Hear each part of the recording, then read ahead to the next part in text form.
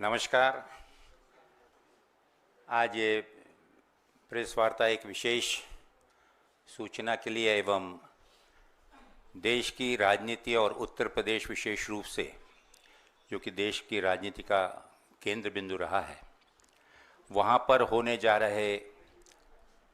10 उपचुनाव में कांग्रेस की भूमिका को लेकर है। जैसा कि आप सब जानते हैं कि उत्तर प्रदेश में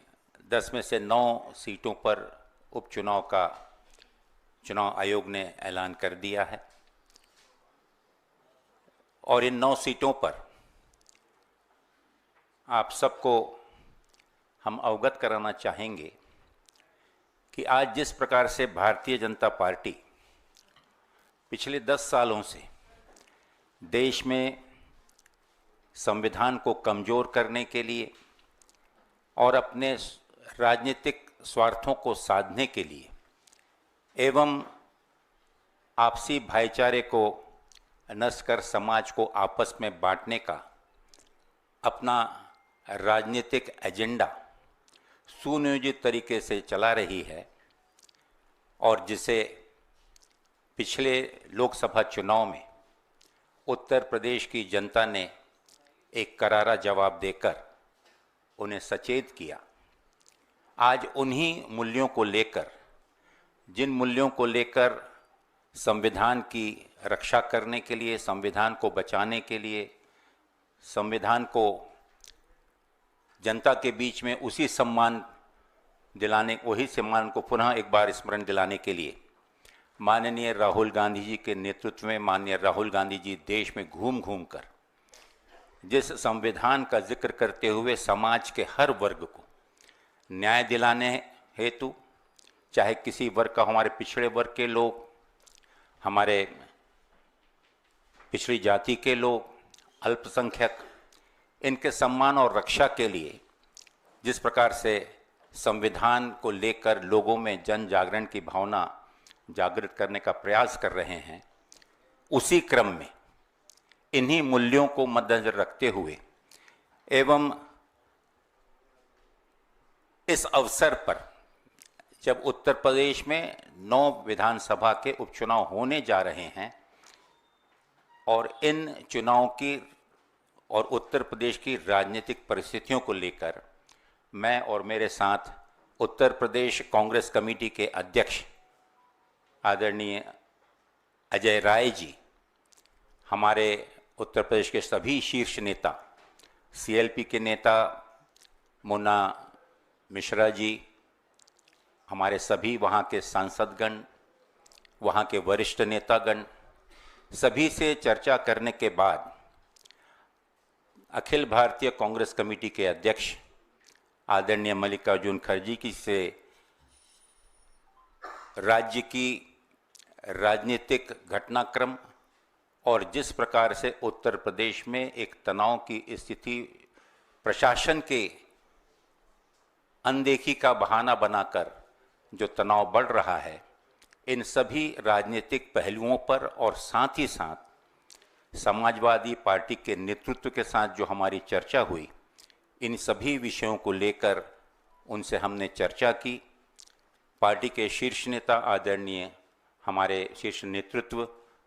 अखिल भारतीय कांग्रेस कमेटी के अध्यक्ष के साथ साथ आदरणीय राहुल गांधी जी, आदरणीय प्रियंका गांधी जी और हमारे जनरल सेक्रेटरी ऑर्गेनाइजेशन वेणुगोपाल जी, इन सब के साथ में गहन चर्चा करने के बाद एक मत बहुत स्पष्ट रूप से निकल के आया कि आज वर्तमान राजनीतिक तनाव, जिस प्रकार से सामाजिक तनाव उत्तर प्रदेश में और पूरे देश में बढ़ रहा है और जिस उद्देश्य को लेकर इंडिया गठबंधन की निर्मित हुई, इंडिया गठबंधन बनाया गया और बहुत ही सफलतापूर्वक एकता का एक उदाहरण देते हुए उत्तर प्रदेश में और पूरे देश में लोकसभा चुनाव जो हमने लड़ा,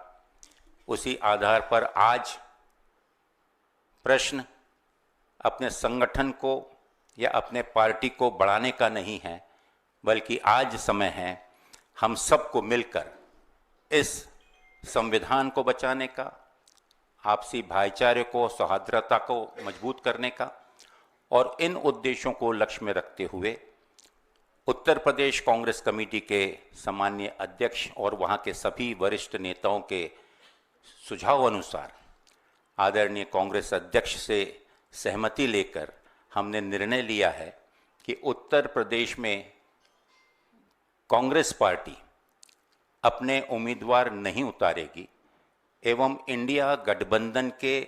सभी उम्मीदवारों को एकजुटता के साथ, मजबूती के साथ उनकी विजय के लिए प्रयासरत रहेंगे। मैं आपको बतलाना चाहूँगा कि पिछले दिनों उत्तर प्रदेश कांग्रेस कमेटी के नेतृत्व में उत्तर प्रदेश की इन सभी 10 विधानसभाओं में बहुत ही सफलतापूर्वक संविधान बचाओ संकल्प सम्मेलनों का आयोजन किया गया, जहां पर हजारों की तादाद में वहां के कार्यकर्ता, वहां की जनता और वहां के बुद्धिजीवी वर्ग के लोग उपस्थित रहे। और इस सफलता के बाद एक चीज का एहसास हमें हुआ कि आज अगर भारतीय जनता पार्टी को या एनडीए को अगर हमने नहीं रोका तो आने वाले समय में यह संविधान, भाईचारा, आपसी सौहार्दता और भी कमजोर हो जाएगी। और इन्हीं चीज़ों को लक्ष्य में रखते हुए, जबकि उत्तर प्रदेश कांग्रेस कमेटी ने इन 10 चुनाव में एक बहुत ही साहसिक शुरुआत करते हुए और लोकसभा चुनाव के नतीजों को मद्देनजर रखते हुए उत्तर प्रदेश के कांग्रेस के कार्यकर्ताओं ने एक संकल्प लिया है कि कोई भी स्थिति में भारतीय जनता पार्टी के उम्मीदवारों को कड़ी शिकस्त हमें देनी है, ताकि आने वाले 2027 के चुनाव पर इसका एक सकारात्मक परिणाम हो और संगठन को मजबूत करते हुए सशक्तिकरण के साथ हम 2027 के तैयारी में और मजबूती के साथ लगें। तो मैं आज यहाँ पर जाहिर रूप से प्रदेश कांग्रेस कमेटी के अध्यक्ष और उनके अनुमोदन अनुसार और आदरणीय कांग्रेस अध्यक्ष के इजाज़त से इस चीज़ की घोषणा करता हूँ कि उत्तर प्रदेश में इंडिया गठबंधन के सभी उम्मीदवारों को, जिसमें समाजवादी पार्टी प्रमुख रूप से उनके उम्मीदवार होंगे, और हम एक एक कार्यकर्ता कंधे से कंधा मिलाकर इस चीज़ को आश्वस्त करेगा कि हर बूथ पर कार्यकर्ता पूरी ताकत के साथ कार्य करेंगे और जो भी उम्मीदवार दिया होगा उसे विजयी बनाने के लिए पूरा प्रयास करेंगे। बहुत बहुत धन्यवाद।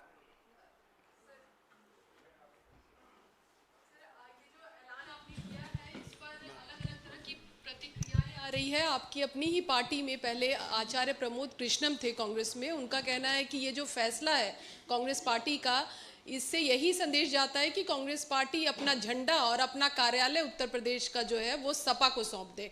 अपने मूल्यों पर आप सपा को मजबूत करने का काम कर रहे हैं, क्या कहेंगे इस पर? आदरणीय प्रमोद आचार्य जी के इस वक्तव्य पे मैं आवश्यक नहीं समझता, क्योंकि बड़े बुद्धिजीवी हैं और एक राष्ट्रीय पार्टी अगर देश हित में, संविधान के हित में, भाईचारे के हित में, और जिस प्रकार की अराजकता और गुंडा राज आज उत्तर प्रदेश में चल रहा है, अगर राजनीति को हम सामाजिकता से ऊपर अगर समझें, और मैं समझता हूं कि माननीय राहुल गांधी जी ने और आदरणीय मल्लिकार्जुन खड़गे जी ने ये जो संदेश है, ये संदेश एक सकारात्मक राजनीति की शुरुआत के ओर इशारा करता है, जहां पर राजनीति से उठकर इस देश की एकता, अखंडता, सौहार्दता, संविधान और हमारे हर वर्ग के लोगों का सम्मान, ये उसकी प्राथमिकता है। और जैसा मैंने कहा कि सीट आवश्यकता नहीं है, जीत आवश्यकता है, और वो जीत भारतीय जनता पार्टी को और एनडीए को परास्त करने की हमारी प्राथमिकता है। और उसके चलते हुए रणनीति के तहत आज आवश्यक है कि कांग्रेस पार्टी इस देश की प्रमुख विपक्षी दल होने के नाते अपने जिम्मेदारी का एहसास हमें है, और इसके चलते हुए बहुत ही उदारता के साथ हमने ये निर्णय लिया है कि समाजवादी पार्टी और जो भी इंडिया गठबंधन के उम्मीदवार दिए जाएंगे, उन्हें हम बिना किसी शर्त के पूरी ताकत के साथ उसे विजयी बनाएंगे।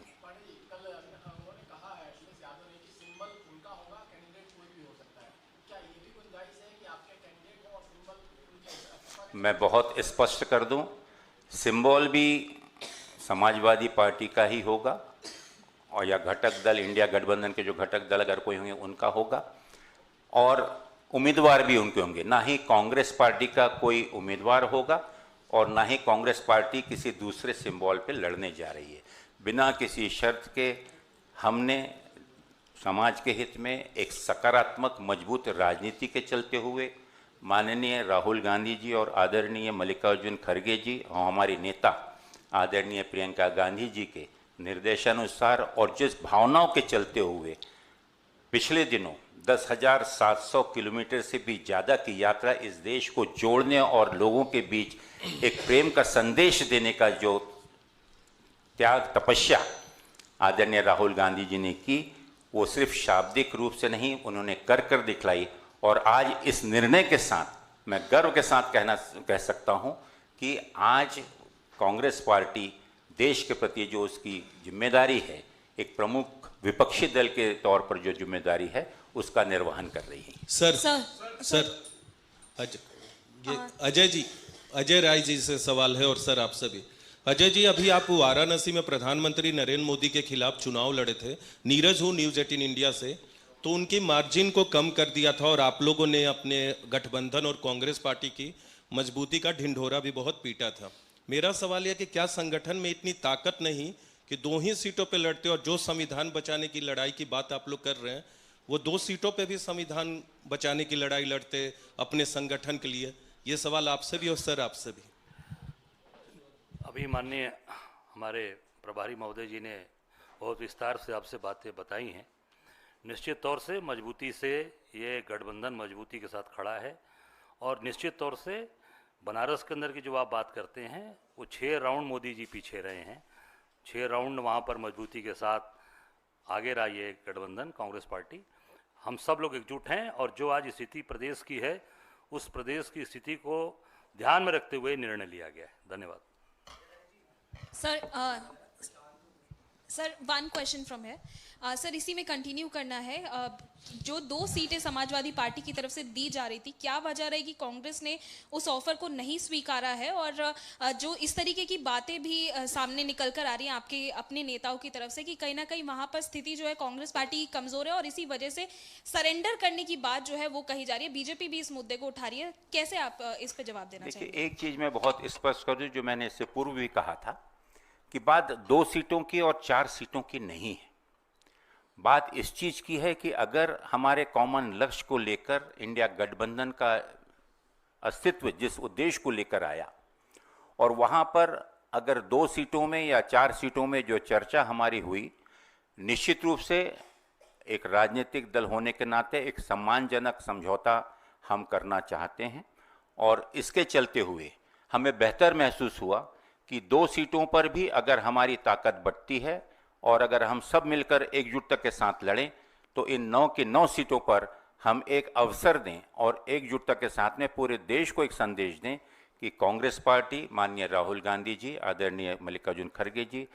इस चीज़ को लेकर गंभीर हैं कि आज वर्तमान राजनीतिक स्थितियों को देखकर बात आपस में लड़ने की नहीं है, ना ही बंटवारे की है, बात ना ही किसी सीट की है, लेकिन जीत की है उन ताकतों के विरोध में जो ताकतें इस देश के संविधान को, इस देश के भाईचारे को, इस देश की सौहार्दता को कमजोर करना चाहती। अजय राय जी, पहले जब बात चल रही थी समाजवादी पार्टी से, तो सीटों को लेकर नेगोशिएशन चल रहा था,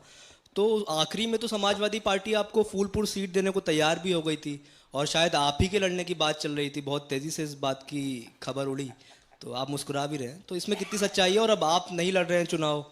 तो आपने तो मतलब एक तरीके से वॉक ओवर ही दे दिया। कांग्रेस का कैडर पे गलत मैसेज जाएगा, कहीं पे भी वो एक्टिव नहीं रहेगा। पूरी ताकत के साथ पूरा कैडर इकट्ठा है, एकजुट है, और हमने प्रभारी जी ने जो बात कही कि पूरे इस देश में संदेश देने के लिए, प्रदेश में एकजुटता के लिए, जो प्रदेश में जो अत्याचार अन्याय हो रहा है, जिस तरीके से माननीय सर्वोच्च न्यायालय के आदेशों को दरकिनार करके जबरदस्ती बुलडोजर चलाने की बात उत्तर प्रदेश सरकार कर रही है, निश्चित तौर से इन सब चीज़ों का जवाब देने के लिए कांग्रेस ने निर्णय लिया है, और कांग्रेस मजबूती के साथ इसको निश्चित तौर से इनके साथ खड़ी है। फूलपुर की जो बात आप करें वो निरर्थक है। जो कोई बनारस जो मोदी जी 6 राउंड पिछड़ गए तो आप समझ सकते हो बनारस हमारा घर है, हमारी धरती है, बनारस हम थोड़ी छोड़ेंगे। सर, एक लंबी भूमिका आपने बनाई, जो असली ऐलान था उससे पहले बहुत लंबी भूमिका बनाई आपने, और तनाव का जिक्र किया, सरकार बुलडोजर का जिक्र किया। ये जो 9 सीटों पर अभी और कुल मिला के 10 सीटों पर जो उपचुनाव होना है यूपी में, इससे योगी सरकार की सेहत पे कोई असर, कम से कम सरकार के परिवर्तन का कोई ऐसा सवाल नहीं उठ रहा है। तो ये जो आप तमाम दलीलें दे रहे हैं, संविधान की बात और तनाव की बात, इससे ये कैसे आप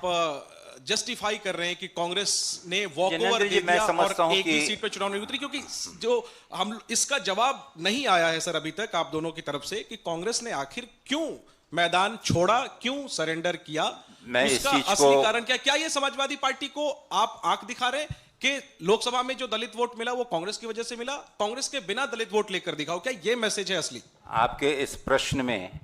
ही आपका उत्तर छुपा हुआ है। आपने कहा कि जो पृष्ठभूमि जो है, मैं स्पष्ट कर देना चाह रहा हूं कि ये कोई पृष्ठभूमि नहीं है। ये शीर्ष नेतृत्व के आपसी चर्चा के बाद और गहन चर्चा के बाद, राजनीतिक जो मैंने बात की कि बात सीट की नहीं है, बात जीत की है। आज इन 10 सीटों पर किस प्रकार से इंडिया गठबंधन जीत सकता है, उस पर राजनीतिक चर्चाएं करने के बाद में यह निर्णय लिया गया है। जहां तक रही बात आपकी कि नतीजों पर या भारतीय जनता पार्टी इसको क्या समझती है, मुझे लगता है कि इन चुनावों के नतीजे अपने आप में इस चीज़ का जवाब देंगे कि उत्तर प्रदेश की जनता क्या सोच रही है, और उसके चलते हुए कांग्रेस इस राष्ट्रीय नेतृत्व के इस निर्णय का क्या सकारात्मक परिणाम पड़ा। देखिए, आप बार बार बात उसी चीज की कर रहे हैं कि जहां पर मैं कांग्रेस को और कांग्रेस की जिम्मेदारियों को उनके स्तर पर लाकर सोचूं। इस चीज के ऊपर आप गौर क्यों नहीं कर रहे हैं कि आज क्या आपने उत्तर प्रदेश में आपने देखा है, उत्तर प्रदेश कांग्रेस कमेटी ने अभी तक 38 ऐसे डेलीगेशंस, और जहां पर 22 से भी ज्यादा जगह पर माननीय अध्यक्ष खुद अब यहां से उठकर अब मथुरा उन्हें जाना है, क्योंकि जिस प्रकार का सामाजिक तनाव निर्माण किया जा रहा है, जिस प्रकार से शासनिक प्रशासन की मशीनरी को दुरुपयोग कर कर, आंख बंद कर कर विशेष जाति समुदाय पर आतंकित करने का प्रयास किया जा रहा है, जिस प्रकार की रणनीति उत्तर प्रदेश में ही नहीं बल्कि देश में जगह जगह पर आपको आज देखने मिल रही होगी कि पिछले 2 महीनों से और विशेष रूप से इन 15 दिनों में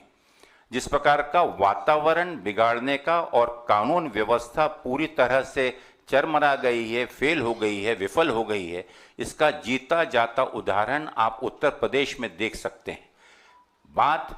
सिर्फ पार्टी और सिंबल की जो आप कर रहे हैं, आज इंडिया गठबंधन एक परिवार के रूप में एकता का एक स्वरूप, एकता का एक मिसाल उत्तर प्रदेश से देना चाहता है, और वहां पर खुले दिल से बिना किसी 2 या 3 या सीट संख्याओं पर विचार ना करते हुए मौलिक रूप से जिस प्रकार का उत्तर प्रदेश एक समृद्ध भाईचारे वाला गंगा जमनी तहजीब को मानने वाले उस उत्तर प्रदेश को हमारी कोशिश है कि एक शुरुआत इस राजनीतिक निर्णय से होगी जहां पर एक सकारात्मक राजनीति को मद्देनजर रखते हुए इंडिया गठबंधन के सभी घटक दल आगे आकर इसे मजबूत बनाने में प्रयत्नशील होंगे। अविनाश जी, एक सवाल यह है कि हरियाणा में इंडिया गठबंधन कहीं नजर नहीं आया, वहां कांग्रेस की हार हुई, तो क्या, मेरा सवाल सुन लीजिए पूरा, तो क्या उसका जो बलिदान है वो कांग्रेस की यूपी कमेटी दे रही है? सवाल ये पहला। दूसरा नहीं, सुन लीजिए, आज बहुत अच्छी बात है, अजय ने तो बोला, आज आपने बहुत अच्छे से भूमिका बनाई कि बुलडोजर, कानून व्यवस्था, देश, समाज, वास्तविक, बिल्कुल बिल्कुल सर, बिल्कुल जो मीडिया टोटल अनदेखा कर रही होगी उससे मैंने उजागर करनी। कांग्रेस एक राजनीतिक दल है, अब कोई जाहिर सी बात है, आप लोग कोई संगठन नहीं, राजनीतिक है, आप चुनाव लड़ते हैं, जीतते हैं। एक तो सवाल ये, दूसरा सवाल ये कि क्या अब जब फैसला ले ही लिया है आपने समाजवादी पार्टी को समर्थन देने का, तो राहुल गांधी और अखिलेश यादव जैसे लोकसभा चुनाव में कैंपेन कर रहे थे, उसी फूलपुर में क्या वापस नजर आएंगे? तो 2 सवाल है मेरे। निश्चित रूप से इंडिया गठबंधन के हर उम्मीदवार के लिए केंद्रीय नेतृत्व, राज्य का नेतृत्व पूर्ण रूप से मेहनत करेगा। एक एक कार्यकर्ता बूथों पे जाकर जब हर बूथ पे जो BLAs अपॉइंट किए गए हैं, जो बूथ कमिटीज अपॉइंट की गई हैं, शुरुआत से लेकर अंत तक के पूरे जोर से ताकत से हम उनका साथ देंगे। बहुत बहुत धन्यवाद। Thank you.